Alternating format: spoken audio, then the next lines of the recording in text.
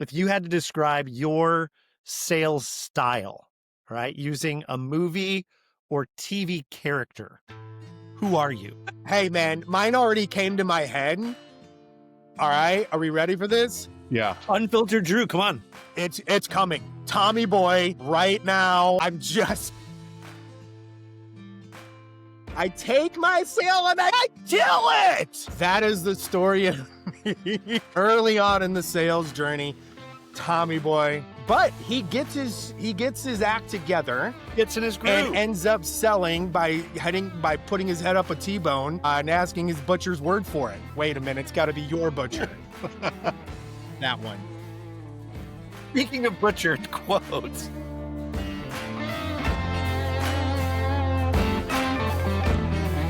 Welcome to Whiskey is for Closers. This is the very first episode, and we are kicking things off with the founding crew here at Alteza. My name is Craig Johnson, and joining me are the two guys who can sell anything, even a podcast, our founder, Steve Caton, and Drew Epperson. So, let's start off, guys. Let's break the seal. Go-to whiskey or drink of choice today, and why? Yeah. Okay. Let's go Well, first. today, so we'll have a different drink of choice on every episode. But today I chose probably an unexpected one called Evan Williams Single Barrel Vintage. So I'm not typically an Evan Williams guy, but this is a really good one. It's an award winner from Evan Williams. So yeah, it's got a really nice, smooth finish. It's aged about 7 or 8 years, so it's not that hot, kind of nasty flavor that you get from just the typical bottle of Evan Williams. I was quite impressed. I found it in a local liquor store up in Dahlonega, Georgia. Dahlonega, Georgia. Where's that at, Steve? It's about an hour and a half north of Atlanta, up in the foothills of the Appalachians. So a lot of good whiskey up there. Nice. Were people walking around barefoot and like playing the banjo? There were definitely some barefoot people, but I think they all had their teeth. I was about to ask. Yeah, they all had their teeth, but no banjos. Sadly. Sadly. All right, Drew, how about you? I am sipping on some E.H. Taylor, baby. This is one of my favorites, and I got this when I was up at Buffalo Trace, and I'm a huge fan of this. So that is kind of like my standard go-to, and it is a nice, smooth finish. And that's about all I got for descriptors. It's just really good. It's just really good.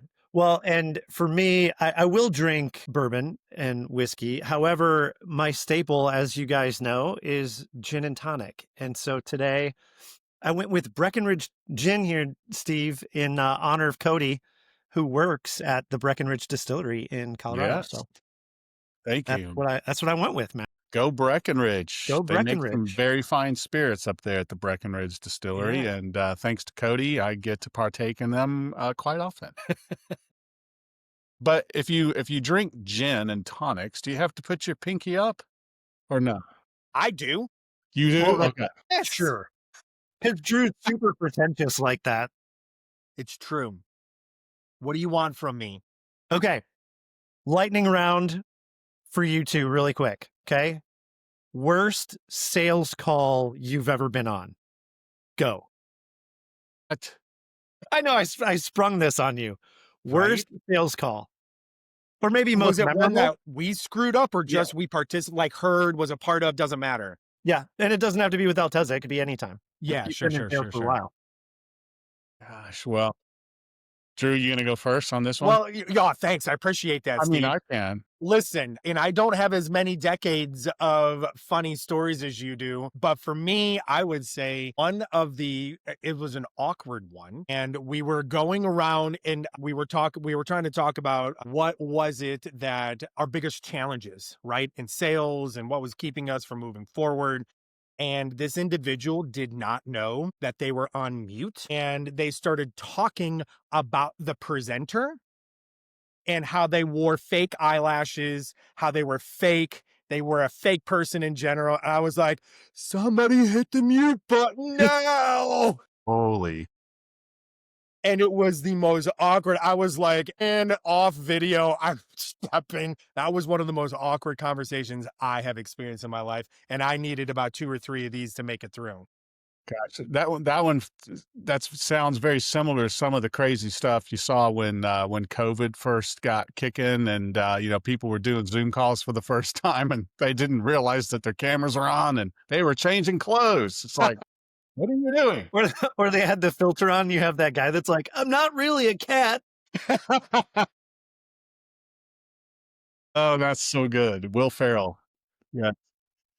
Oh, man. Well, I have to think about this one for a while, Craig, but so I can't, like, go too far back in the archives. I'd need more time for that. But I feel like there was a sales call that you and I were on recently, like, within the last 6 months where we were meeting with somebody who was trying to sell us something, and the first thing they did was, and this is like the cardinal sin of software demos, right? Software sales, is it was just like, let me show you my demo. And off they went into the demo and we couldn't stop him. Like, remember, it was just like, he went, the screen share was off and running. We're like, hey, wait, time out. Come on. Do we know why we're here? Like, what are we doing? And he just kept going. And you and I were like texting each other going, this guy sucks. This is terrible. This is why salespeople get a bad name. That is So funny. true. I can't remember who it was, but it's probably good that I don't. But that's just sort of a typical thing that happens all the time with software salespeople. But yeah, give me more time to think about it. I've got some good ones from the past for sure. No, I know I threw that on the spot. And I mean, always awkward moments are when people refuse to get on camera and it's just you and them. Oh my That's God, the worst. yes. That's the worst. By the Okay. way, just so you know, when that happens, I click on the button to ask person to start their video. Yes. And they're, oh, I'm sorry. I was like, yeah, come on, dude, come on. I straight up ask them, hey, you able to come on video? And if they don't, then I take myself off a video, but it's still an awkward call. So what do you do when they have their video on, but it's kind of like this? I go, hey, iPhone 2. Can see your tonsil. Back off. Hey, iPhone 2, can you tell us what your actual name is? Stop walking around while you're on a call. Okay. So, super important question. This will level set everything that we were just talking about. If you had to describe your sales style, right, using a movie or TV character, who are you? Oh my gosh, dude, seriously? This is like game show. You didn't even know this was what it was going to be today. Hey, man, mine already came to my head. All right, are we ready for this? Yeah. Unfiltered Drew, come on. It's coming. Tommy boy, right now. You want wingy. I take my sale and I kill it. That is the story of me early on in the sales journey. Tommy boy, but he gets his act together, Gets in his groove. and ends up selling by putting his head up a T-bone and asking his butcher's word for it. Wait a minute, it's got to be your butcher. That one. Speaking of butchered quotes. Gosh, I mean, I don't know what the hell the movie would be today, but I think when I first started in sales, the scene that comes to mind for me is from, the Anchorman, Ron Burgundy, when Mike, the weatherman, is he doing, what's his name? Yes. Steve Carell. Steve Carell. Steve Carell. Yes. I'm thinking of The Office. Anyway. Michael Scott. Michael Scott does the blubbering idiot thing where he's like, because I remember when I first started selling, I literally just was diarrhea of the mouth. Like, I just talked a lot, and yeah, it was ugly. It was not pretty, but that's not me now. Thank you. I love lamp. I'm just more of a, I don't know what the right movie would be for the guy that just sits there and listens. Is there a movie for that? Right. That's funny. That's funny. All right. So let's actually shift gears. There are a million podcasts out there, right? So let's talk about Why this format and why now? Yeah, well, first of all, I feel like the last thing the world needs is another sales podcast, right? So we didn't want to do that. But having been in sales for a long time, 30 plus years, I happen to know that there's some pretty doggone good stories. And, we didn't really do a great job with ours here today, but I know if people have time to think about their stories, there's some really good stories to be told about sales, sales calls, sales journeys, all the things we do, all the mistakes we make. And so I think we were talking about when we wanted to do this, we wanted to make it fun. So we wanted to make it something that people would show up for and get and be able to laugh, but also be able to learn. Because in those stories that founders can tell about their sales journey from kind of struggling startup to scaling successful company, there's a bunch of really good lessons in there. And so, what I wanted to do with this, Craig, was create a forum to bring these founders in and have just real honest conversations with them about how they overcame the founder-led sales kind of season that all of us go through when we start our business and got to a place of scale and growth and sustainability. And wanted to do that. We want to do that in a way that's fun and authentic, and of course includes great drinks. So, Steve, you are obviously our founder, right? And, you understand founder-led sales being in the trenches more than anybody else.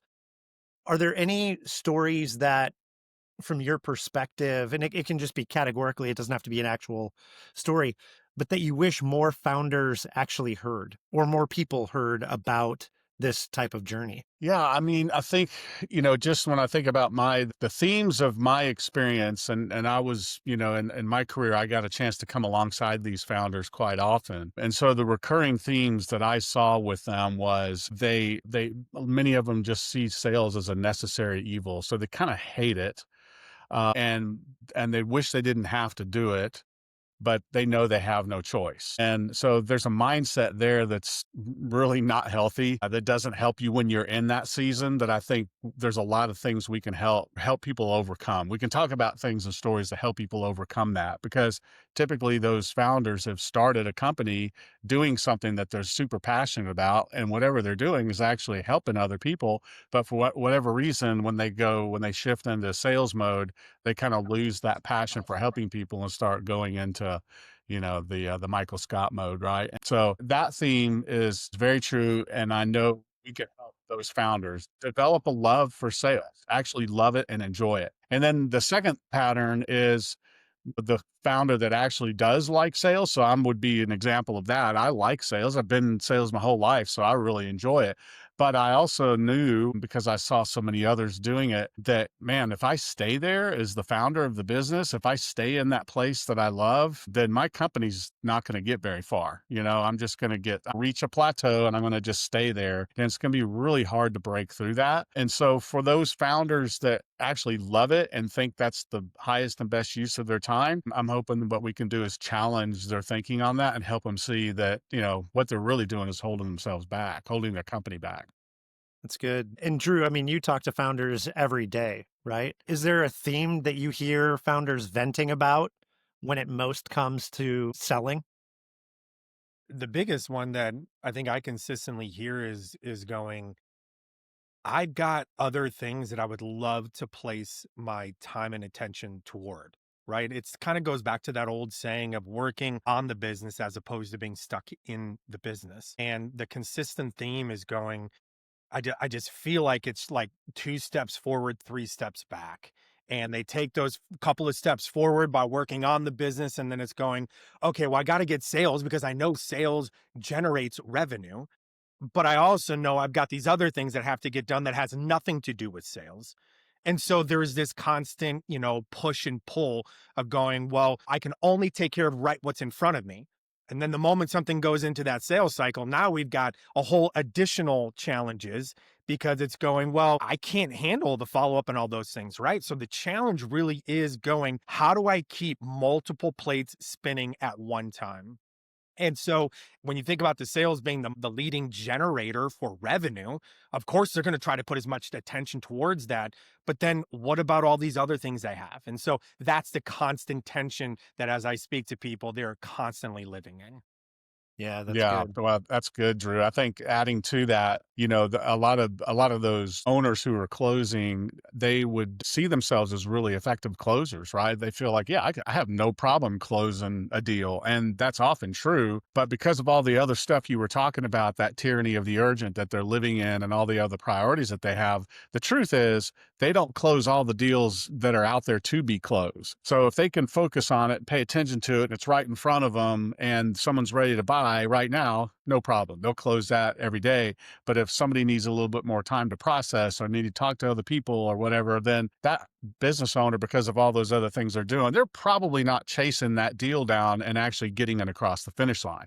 So we've seen that over and over and over again. So sales conversion is way lower than it should be, even though the person selling, in this case, the founder, is pretty good at it. Steve glitched out on us there for a Ooh, second. you're back Weird. now.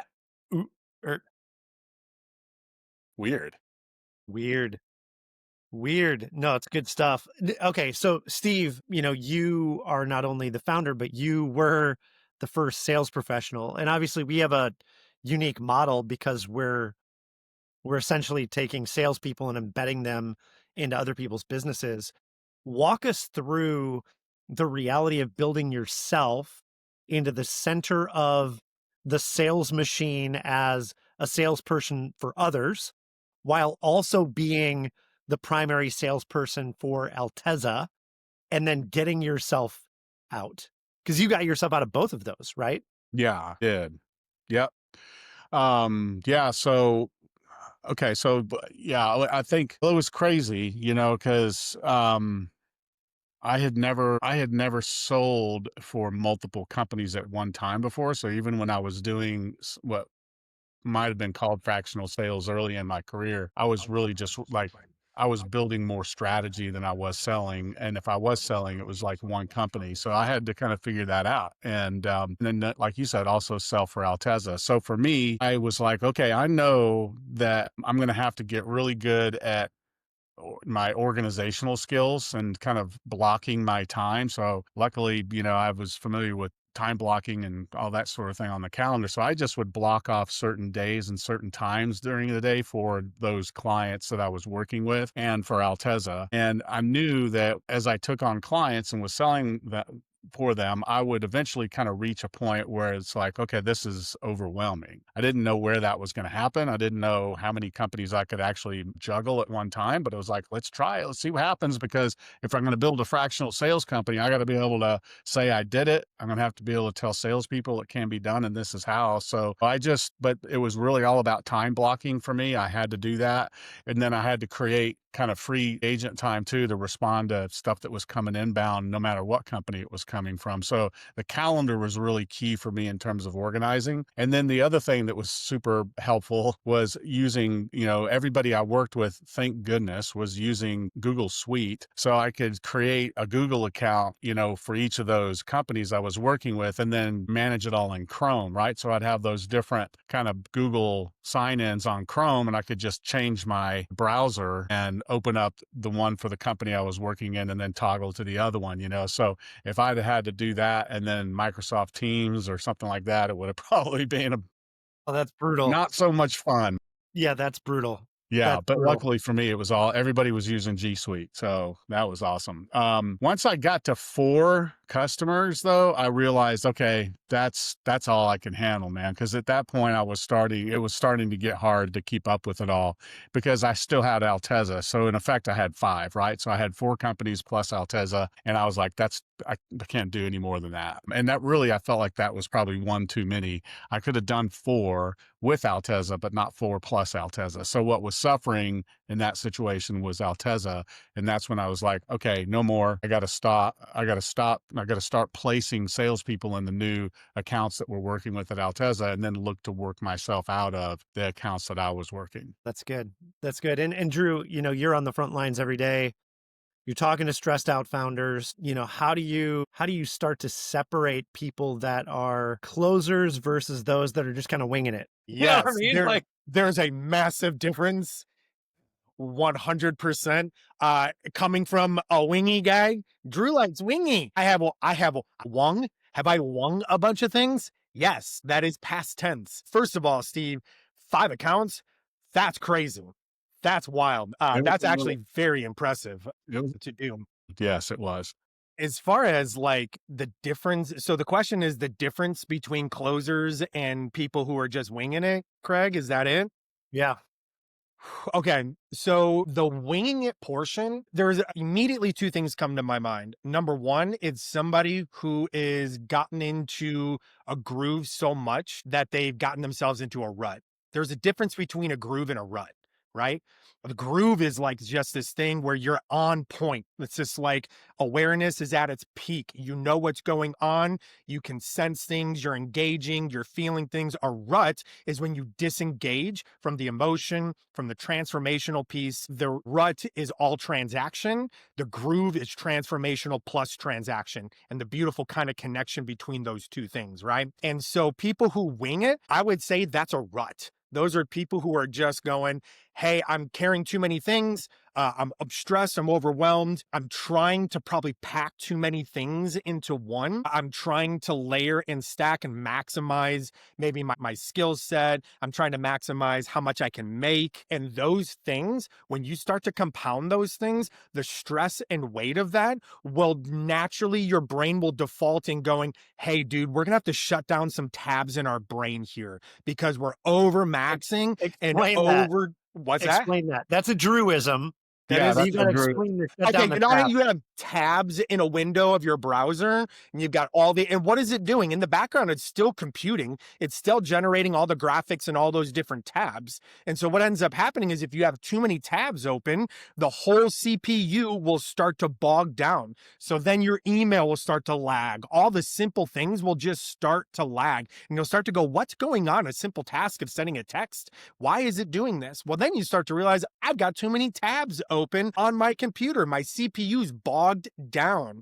And that's what I think ends up happening when we open up all these tabs in our brain and we're trying to do too many different things. And then we start to just fall back into these ruts and we think they're grooves and we're like, oh no, I can wing this. I got it. I don't have to prepare. I can just show up and have a conversation. I can just show up and those questions are going to roll off the tip of my tongue. And the weird part is you can show up and you probably can ask those questions, but the energy in which you show up with, that's different. So now you're talking to a guy who's seen that, experienced it, and that really to me has been the differentiating factor between those 2.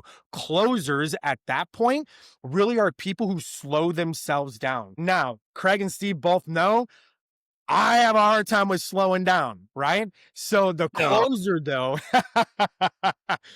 but here's the deal. What I am learning and what they are helping teach me is that to be a really good closer is to slow down, close some tabs that are there, and to just be able to show up in that transformational and the transactional pieces coming together to create a really cool, unique experience for the owner. That's Was good. going to bring a tear in my eye, man. Amazing. I Cheers. I think, Craig, for me, that it's such a good question because I was the guy that was I was the winger, the one I got The Wunger. the one. We got to come up with a different word. Easy. Easy there. I put a clean rating on this podcast episode. Just kidding. So I think for the first, I would say 15 years, 15 to 17 years of my sales career, I was very much the wing it guy, but I was really good at it because I was good relationally. I could connect with people, build rapport, and I could find my flow just winging it, right? And then when I got into selling more complex, solutions, software, ERP kind of stuff, financial services is like, oh, dang. Well, now I got to have discipline. I got to have process. And until I figured that out, I wasn't a closer anymore. My relationship skills could only get me so far. So I had to learn about sales process. And that's what turned me back into a closer. Dude, everything you just said, discipline and process. Those two things are so, and honestly, this is why closers get paid more money.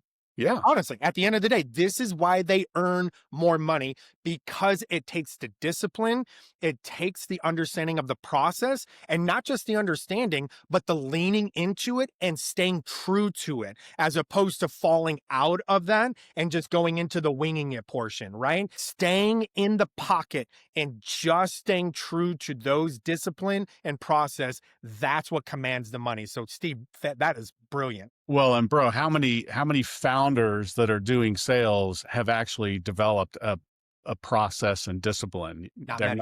not. None of them, right? I mean, that's probably a little strong, but very few, right? Not one that's repeatable anyway. No, it's They- one that's here They in their might have head. one that's in their own head and they're Yeah. able to execute on it, Bingo. but one Yeah. that's able to be carried by others, not many.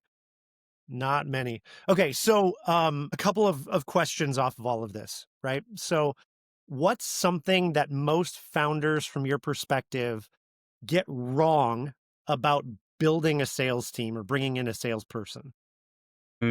Wow. There's the ball's on the tee, Drew. Listen, the first thing that comes to my mind is the mixing up between marketing and sales. No, That that's a is good one. that is literally like the Yes. expectation of a salesperson to like, okay, so what kind of marketing emails will you be doing? What kind of like lead magnets will you be creating? And you go, well, hold on. You just listed off a whole bunch of things that marketing is meant and designed to do. And we then are designed to take all the work that they produce and then to go, how do we take that football and march it down the field to across the finish line, to use kind of a football metaphor, right? And so that to me is probably the consistent. I actually was with a very, very seasoned salesperson and they started to go talking about, I go, hold on, isn't that more marketing? And they're like, yeah, you're right. And they're like, I've been working with a smaller business and we kind of get the lines get really blurred when you're a smaller company because we're having to wear multiple hats. We're having to do multiple things. And so defining the roles and who does what and who marches to all of those kind of things is a very, very consistent challenge I run into. Yeah, that's so good, Drew. Like the mashup between marketing and sales is so common. And I think because of that mashup and the lack of clarity between the two, it leads to what I was going to say, which is the just horrible hiring practices for salespeople. So a founder, when it comes to hiring salespeople, they literally don't have a clue. It's really, and let's face it, I mean, it's hard to hire salespeople, right? Because if a salesperson's a bad interview, then what? How are they a salesperson? So they're always going to interview well. They're typically going to have a pretty impressive resume. So what founders kind of do is they look for the person that they connect with the most. So, okay, I feel really good about Drew. You know, we connected, we built rapport. He's got some of the marketing or some of the experience in his resume that I think translates well to my business. So let's go. Let's just go, you know, and they don't even begin to really understand what it is to look for in that first, especially that first sales hire. So as a result, wow, the statistics are not good when it comes to how many of those sales hires actually work out. Yeah, that's really good. That's really good. It's fascinating. Founders often hire to replace themselves fully, right? Yeah. But the reality is nobody knows as much about your business as you, and they never will. They absolutely never will. So you don't need somebody who has this niche expertise that can understand every element and aspect of your industry. What you need is somebody who can sell to your ICP. Yeah. Can they have a conversation and guide the relationship? They don't need to know everything. It's actually better if they don't. And this is for another podcast, but the dummy curve, right? The less a salesperson knows about a product or service, the better they typically do because they ask a lot of really good questions. Yep. Then as they know more, they start selling features and functions rather than solving problems and understanding. So anyway, I think And that's Craig, really good thought. how many times have I reached out to you when I first started and I was like, hey, so-and-so reached out and they're like, do you have anybody in your team with this exact experience? They can dribble with their left hand, shoot with their right, They'll go on their back foot and be able to see out with their left eye. And Do chew you have gum. anybody on their team that can do that? Yes. Yeah. Yeah. That's exactly what you were talking about, right? And you're like going, hey, this isn't about somebody because, and I think a lot of founders are going, somebody who look and can talk just like I can talk, who understands my business exactly like me, with all the decades, with all the years, with all the experience. And we're going, okay, there's a reason why you don't have anybody on your team right now, because that expectation level is so out of whack that anybody you have brought on, they're not going to last very long, right? And so there is just this kind of like, I don't want to keep working here because of that. Yeah. Yeah. I mean, Craig, you're really talking, what you're talking around there is the third, like, biggest mistake or that we see founders make, right? It is the belief that market experience matters more than sales experience, right? Because it takes years, literally years, to learn to be an effective salesperson. But an effective salesperson can learn how to sell a new product or service in just a few weeks. So, and most founders don't believe that or don't know that. Yeah, agreed. Agreed. Um, okay, so we've made lots of mistakes through our entire journey, right? Personally and but more as a company. What is one mistake that you would say we have made and learned from and now teach other founders not to do themselves? Any thoughts there? I got lots of thoughts, Steve. No, man, go. My word, I'm living in one right now. And that is when you shortcut a process that you know is to be true to your business, just to try to get to maybe a certain end quicker, right? For whatever reason. And you can rationalize it, we can talk about it, we can do all things. But when you understand that you have a process for a reason, and that process is typically designed to weed out, right? People who don't want to go through it, no problem. Totally understand. Not a good fit. Somebody who feels the urgent of the immediate, okay?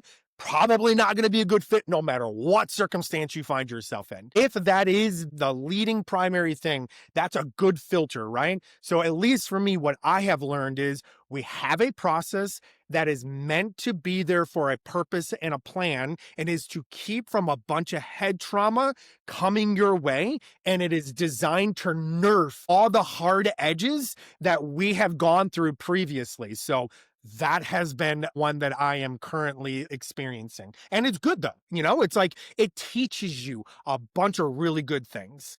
So what you're saying, Drew, you're talking about creating a process that your ideal client should go through. And so when you violate that and let somebody go around that, you're saying that's not a good thing. I'm saying that's a terrible thing. Yeah. Yeah. Yeah. Yeah. And that's a common mistake for sure. I'd say when I think about what are the mistakes that we've made at Alteza that we've learned from. I feel like there's a bunch, right? And when I think about some of the clients we took on early that were not a good fit, I think when a company's first starting out, sometimes that just kind of goes with the territory because you don't really know who the ideal fit is until you see who's not. And having nobody else to kind of model our business after, because what we were doing was so new and innovative, there wasn't like, we just had to figure it out. So I wouldn't really say that's a mistake too much. I think that's kind of a necessary part of it. But one of the things I feel like that we've been doing for a while that we're now correcting, 4 years into it, is really focusing too much on affordability and cost and, low price or whatever, focusing on this affordability factor instead of focusing on the value piece. Right. And I think that's really been like almost a slap in the face a little bit because I know better. I've been around long enough to know better. But I think that's a trap we can fall into that, hey, we've got a really good solution and it's price low and it's going to be great for your business because it's price low and it's more affordable than fill in the blank or whatever. That's just, you're going to commoditize your business when you do that, and you're going to attract the wrong buyer, people that don't really care about value. They just care that you're cheap. And yeah, I think we've paid a price for that. And I'm super happy we're correcting that. How about you, Craig? What mistakes have we made that stand out for you? I'm supposed to be the one asking the Yeah, questions. but you're also part of the company, so we can turn it around on you since this is, our podcast. We can do what we want. Man, I think the ones that you guys both mentioned were really big. And speaking to what you just shared, Steve, in bringing in the wrong clients, sometimes you can do that with the best intentions in mind because you want to help more people, Yeah. you want to make it more accessible. And like I'm thinking back to one particular offering that we created to be a tip of the spear way for us to engage with potential clients that could grow into our services. It never really fleshed out. It was a great attempt. And I think maybe that's one of the lessons, right? Yeah. Be okay with making mistakes. Yeah. Be okay with trying things and it not working, but don't stay there. I think we've made tons of mistakes that we have had to pivot from and learn from. But the biggest mistake you can make is not changing when you know you need to. Yeah, man, that's so good. Yeah, I think the fact that we have been so we haven't had fear around the failure piece. Like, I think that's a really important thing because there's some people out there who are such perfectionists. They feel like they got to just get it perfect before they go to market with it, with the idea. And that I just feel like that paralyzes you, right? So it's like, okay, let's just get something out there and see if it works and we're going to learn. But the key is, like you said, Craig, you got to be adaptable, quick, like you got to adapt. You can't just sit in the mire and the muck and go, well, this sucks. You got to learn and change, as quickly as you can. But I think making mistakes and experimenting is a really good thing. Last thing I'll say about this whole topic, Craig, because this is a really good one. The thing that I know that we've talked about many times, Drew, you and me, Craig, you and me, we've had where we have a gut feel about someone that we're talking to that's a potential client. And the gut is telling us, no, don't do it. But the money is enticing enough that we go, let's take it and hope for the best. And man, every single time that has bitten us in the ass. So I think the gut feel that you have as a business owner is, man, trust it. Trust it. Don't go against it.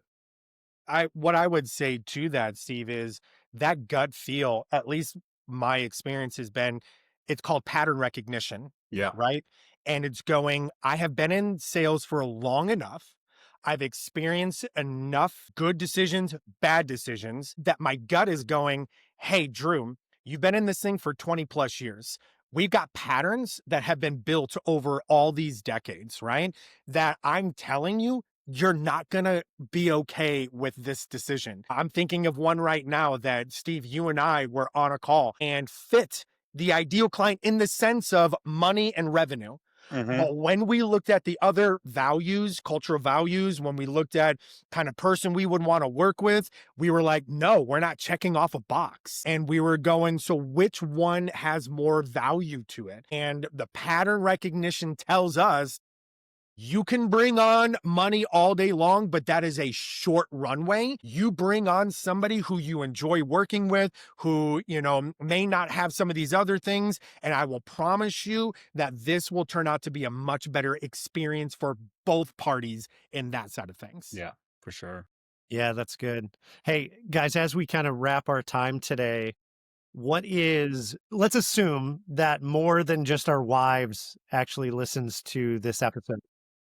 And our And I parents, mean, let's be honest, my wife's not going to listen. I'm going to say, is Sarah really going to listen? I don't think Sarah. She's not listening to it. Sarah's not listening to this. What is the one thing you hope a founder takes away from listening to Whiskey is for Closers? Yeah, man. So the one thing is probably, hey, you're not alone. You're not alone in the sales grind, and there is a way out of it. That's literally that first thing that came to my head was the same thing. Like, because I think what happens is, as founders, you can get so caught down into the daily grind that you're like, I'm the only one going through this. I'm the only one experiencing this. And we're here to let you know you're not. And that, you are heard, you are seen, you're not alone, and that there is some solutions out there that can help you through the challenges that you find yourself in.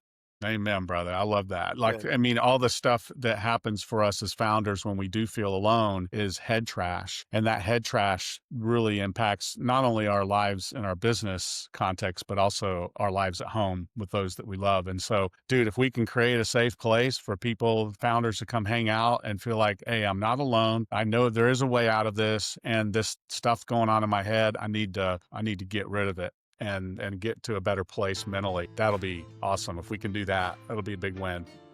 Love that. Well, guys, I want to end with a new tradition.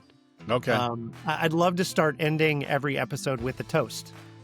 So, what are you raising your glass to this week? Okay. So I'm gonna raise my glass to something that is evident just sitting here doing this for the last 40 minutes, and that is brotherhood and friendship, right? Because we're doing work together, but clearly we also enjoy being with each other and we have a good time. And man, if you're not having fun at work, what are you doing? So I'm going to toast to you guys and the fact we got a good brotherhood right here, bro. I'll second that. I'll third that one. Absolutely. Cheers. That's it. Cheers. That's it. What about you, Drew? I am going to raise my glass to walking out all the things we've talked about today. It is really easy, and in this context, in fact, this happened to me yesterday. I was working through some challenges that I've been personally going through. And I was like, okay, Drew, if you walked up to yourself and somebody started telling you the things that you're thinking through right now, what would you say to them? And I started to coach myself, right? And I started to be like, dude, listen, that's all bullshit. All the things that you just said, no, it's not true. So what is true? And so I started to say the things that were true. And so I want to toast to the things that I believe and say to be true.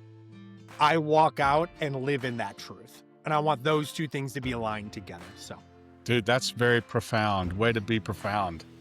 Cheers. Way to be thoughts. profound. It's a hell of a first episode, guys. Deep thoughts from Drew. Okay, with Jack Handy.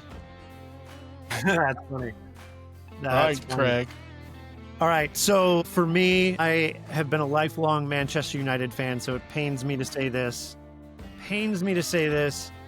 One of the best slogans comes from Liverpool. Above Anfield Stadium, it says, "You'll never walk alone."